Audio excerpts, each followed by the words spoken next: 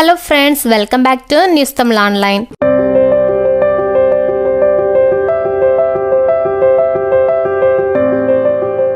ஆப்கானிஸ்தானின் தாலிபான் அரசாங்கம் 2021 இரண்டாவது முறையாக ஆட்சியை கைப்பற்றிய பின்னர் அங்குள்ள மக்களின் வாழ்க்கையில் தீவிரமான மாற்றங்களை ஏற்படுத்தி வருகிறது. பல ஆண்டுகளாக போர், ஏழ்மை, நிலையான அரசு இல்லாததன் காரணமாக அவதிப்பட்டு வரும் ஆப்கானிஸ்தானில் தாலிபான் புதிய சட்டங்களை அறிமுகப்படுத்தி மக்களின் உரிமைகளை கட்டுப்படுத்தி வருகின்றது. தாலிபான் அரசு சமீபத்தில் களங்கமும் நல்லொழுக்கமும் என்ற ஒரு புதிய சட்டத்தை நடைமுறைப்படுத்தியது. இந்த சட்டத்திற்கு தாலிபான் சுப்ரீம் தலைவர் ஹிபதுல்லா அகுன்சாதா தனது அனுமதியை வழங்கினார். இந்த சட்டத்தின்படி பெண்கள் தங்கள் முழு உடலையும் முகத்தையும் தடிமனான துணியால் மறைத்திருக்க வேண்டும். இதன் நோக்கம் ஆண்கள் பெண்களை பார்த்து சலனமடையாததையும் பாவச் செயல்களில் ஈடுபடாததையும் உறுதி செய்வதாகும். சட்டத்தின் கட்டுப்பாடுகள் இங்கேயே முடியவில்லை. பெண்களின் குரலும் கூட ஆண்களுக்கு பாவத்தை தூண்டக்கூடும் என கூறப்படுகிறது.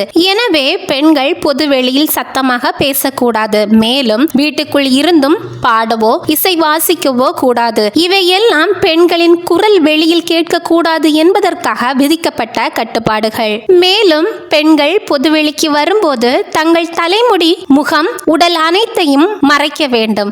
அவர்களின் உடை மெல்லியதாகவோ குட்டையாகவோ இறுக்கமாகவோ இருக்கக்கூடாது. ஆண்களுக்கு விதிக்கப்பட்ட கட்டுப்பாடுகளும் சமமாகவே உள்ளன. ஆண்கள் பொதுவெளியில் இருக்கும் போது தொப்புள் முதல் முழங்கால் வரை மறைக்கும்படி ஆடை அணிய வேண்டும். மேலும் எந்த ஒரு உயிரையும் புகைப்படம் எடுக்கவும் புகைப்படம் வைத்திருப்பதற்கும் தடை விதிக்கப்பட்டுள்ளது. பாடல்களை ஒளிபரப்பும் கருவிகள், டேப் ரெக்கார்டர்கள், ரேடியோக்கள் போன்றவை பயன்படுத்துவதும் தடை செய்யப்பட்டுள்ளது. ஏனெனில் இது ஷரியா விதிகளின்படி ஹராம் என்கிறது தாலிபான். இந்நிலையில் ஆண்கள் மற்றும் பெண்கள் ஒருவரை ஒருவர் நேரடியாக பார்க்க கூடாது. குறிப்பாக பெண்கள் தங்களுக்கு இரத்த பந்தம் அல்லது திருமண உறவு இல்லாத ஆண்களை நேரடியாக பார்க்க கூடாது.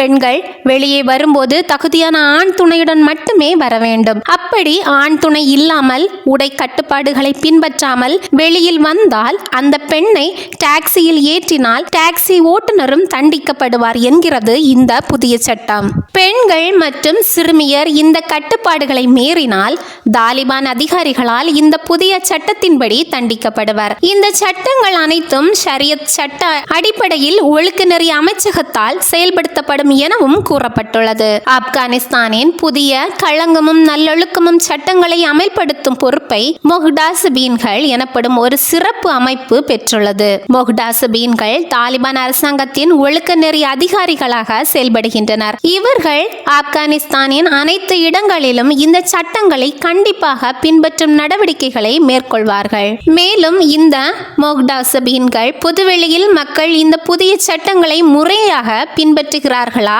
என்பதையும் கண்காணிப்பார்கள். அத்துடன் இந்த சட்டங்களை மீறுபவர்கள் மீது தண்டனைகளை விதிப்பதற்கும் இந்த மொஹ்டாசிபீன்களுக்கு அதிகாரம் உள்ளது. தண்டனைகள் பல்வேறு வகைகளில் அமையும். உதாரணமாக கண்டிக்கத்தக்க செயல்களில் ஈடுபடுவோருக்கு கடுமையான அபராதங்கள் விதிக்கப்படலாம், சிறையில் அடைத்து வைக்கப்படலாம் அல்லது கோர்ட்டுக்கு அழைத்து செல்லப்படலாம். சில வழக்குகளில் சட்டத்தை மீறியவர்கள் கொடுங்கோல்தனமான தண்டனைகளுக்கும் உள்ளாகலாம். மொஹ்டாசிபீன்களுக்கு மக்கள் வீடுகளில் இருந்து வரும் குரல்களை அல்லது இசையை தடை செய்வதற்கான அதிகாரம் உள்ளது. வீடுகளில் இருந்து பெண்களின் குரல் அல்லது இசை வெளியில் கேட்கக்கூடாது என்ற சட்டம் இவர்கள் மூலம் கண்காணிக்கப்படும். மேலும் ஆண்கள் தங்களது முடியை விதிமுறைகளை மீறி வளர்த்தால் மொஹ்டாசிபீன்கள் அதை வெட்டும்படி கட்டளையிடுவர். மேலும் பெண்கள் குடும்ப உறுப்பினர்களான ஆண்கள், அதாவது அப்பா அல்லது சகோதரன் இன்றி அல்லது ஹிஜாப் போன்ற உடை கட்டுப்பாடுகளை பின்பற்றாமல் வெளியே வந்தால் அவர்களுக்கு பயண சேவையை வழங்கும் டாக்ஸி டிரைவர்களையும் மொஹ்டாசிபீன்கள் தண்டிக்கலாம்.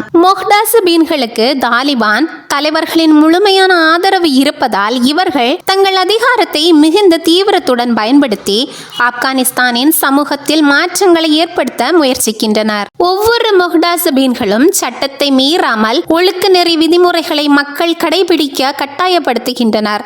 தாலிபான் அரசாங்கம் இந்த அமைப்புக்கு முழுமையான அதிகாரம் அளித்து பொதுமக்களின் தனிநபர் உரிமைகளை கட்டுப்படுத்துவதற்கும் தண்டனைகளை விதிக்கவும் வாய்ப்பளிக்கிறது. இதனால் மொஹ்டாசிபீன்களால் ஆப்கானிஸ்தானில் பெண்களின் உரிமைகள் மேலும் ஒடுக்கப்படும் என்பதில் எந்த சந்தேகமும் இல்லை. ஆப்கானிஸ்தானின் இந்த புதிய களங்கமும் நல்லொழுக்கமும் சட்டங்களில் முக்டாசபீன்களின் பங்கு முக்கியமானதாக பயன்படுத்தப்படுகிறது. யார் இந்த முக்டாசபீன்கள்? முக்டாசபீன்கள் என்பது தாலிபான் அரசாங்கத்தின் கீழ் செயல்படும் ஒழுக்க நெறி அதிகாரிகள் குழுவாகும். இந்த குழுவின் முக்கிய கடமையாக களங்கமும் நல்லொழுக்கமும் எனப்படும் சட்டங்களை சரியாக கண்காணித்து அவற்றை மீறுபவர்களுக்கு தண்டனைகளை விதிப்பது இவர்களின் பணி. மேலும் ஷரியத் சட்டம் என்பது இஸ்லாமிய சட்டங்களின் தொகுப்பாகும். இஸ்லாமிய மத குருமார்களின் விளக்கங்களின் அடிப்படையில் குர்ஆனில் உள்ள ஆணைகளையும் நபிகள் நாயகம் முகமது அவர்களின் வழிகாட்டுதல்களையும் அடிப்படையாக கொண்டு உருவாக்கப்பட்ட சட்டங்கள் இதுவாகும். இவை இஸ்லாமியர்களின் அனைத்து வாழ்வியல் செயல்களுக்கும் வழிகாட்டியாக இருப்பதுடன் நல்லொழுக்கம், நீதிமுறை, பொருளாதாரம், சமூக ஒழுக்கங்கள் ஆகியவற்றில் அதனை பின்பற்ற வேண்டும் என்பதையும் உறுதிப்படுத்துகின்றன.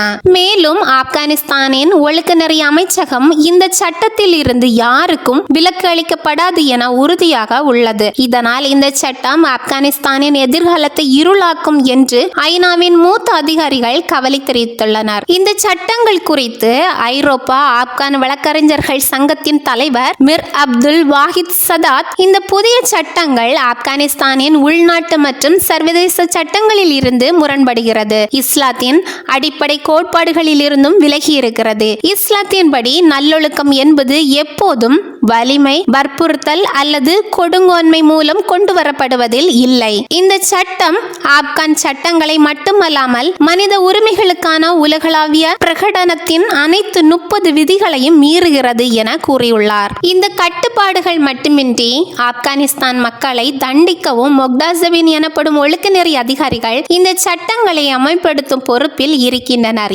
எனினும் இந்த சட்டங்களை தாலிபான் ஆதரவு தலைவர்கள் மட்டும் கடைபிடிக்காமல் தங்களே கேமராவுக்கு முன் நின்று தங்களை புகைப்படமாக எடுத்துக் கொண்டுள்ளனர் என்ற முரண்பாடும் சுட்டிக்காட்டப்படுகிறது. இந்த சட்டங்கள் மற்றும் தாலிபான்களின் செயல்பாடுகள் ஆப்கானிஸ்தான் மக்களின் வாழ்க்கையை சிதைத்து அவர்களின் அடிப்படை உரிமைகளை பறித்து உலகளாவிய மனித உரிமை சட்டங்களுக்கு எதிரான நடவடிக்கைகளை எடுத்து வருகின்றன.